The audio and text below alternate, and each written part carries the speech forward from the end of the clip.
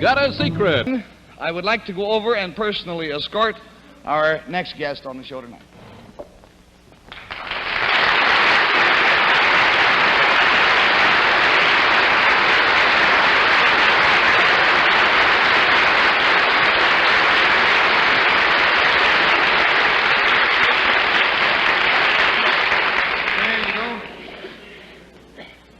Now then, sir, will you tell our panel, please? Let's get in a little closer. Do you mind if I pull you in, sir? There we go.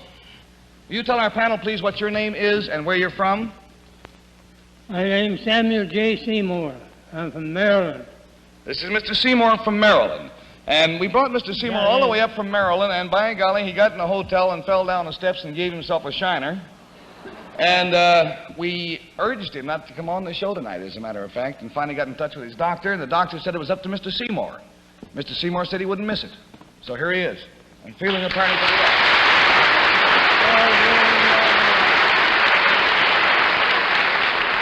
Now then, Mr. Seymour, how old are you, by the way, sir? 96. 96 years old.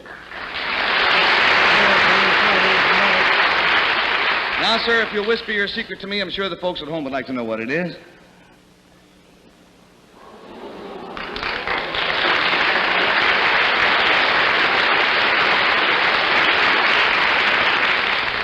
Well, now to help pacify his secret, I will tell you it concerns something that he witnessed, and Bill Cullen, we'll start with you.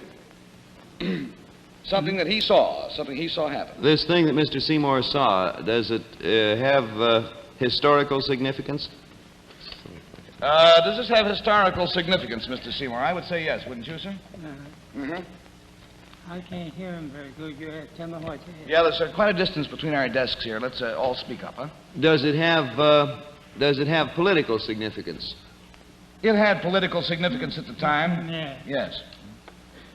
Well, if you're 96, that would make Mr. Seymour born in 1860. Henry's such a mathematician. Yeah. He's been writing over there all the time. This thing, did it have anything to do with the Civil War, Mr. Seymour? No, it had not to do with the Civil... Well, let's say indirectly it was concerned with the Civil War. Did it all right, an answer? Did it concern a famous person in American history? Very well-known person. Did it concern a famous person, Mr. Seymour? Yeah. Yep. Would it help me to know who this person was?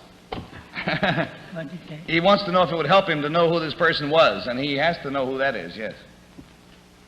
Did this man hold political office? Did this man hold political office, sir? Yeah. Yes. $20 down and $60 to go, and we go to Jayne Meadows. Mr. Seymour. Henry is being his usual helpful self by whispering to Jane, McKinley. And I'm not listening. Mr. Seymour, would this person have ever been President of the United States? Was he ever president, this man? Oh, I think he was once. Would it have been Abraham Lincoln? It was Abraham Lincoln, yes. You witnessed something to do with Abraham Lincoln. Was this a pleasant thing?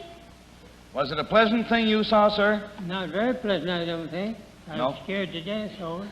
He said, no, he was scared to death. Would it have had anything to do with the President Lincoln's death, by any chance?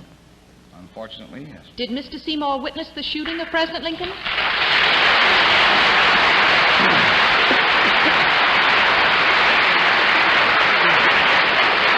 We found out about Mr. Seymour through a recent article in the American Weekly, and it said, I saw Lincoln shot. And this article is by Samuel J. Seymour, and it goes on to say that Mr. Seymour was 5 years old at the time. He had been taken to Ford's Theater by some good friends, and the curious thing was that when he was this youth, 5 years of age, when he saw Booth jump from the box to the stage, at which time he broke his leg, his only concern was not for the president, because he didn't realize that the president had been shot, but the poor man who fell out of the balcony.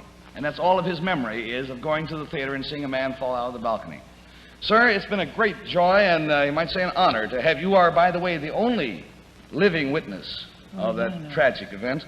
And we are certainly going to forfeit the complete $80 to you just for your courage in coming here to see us tonight.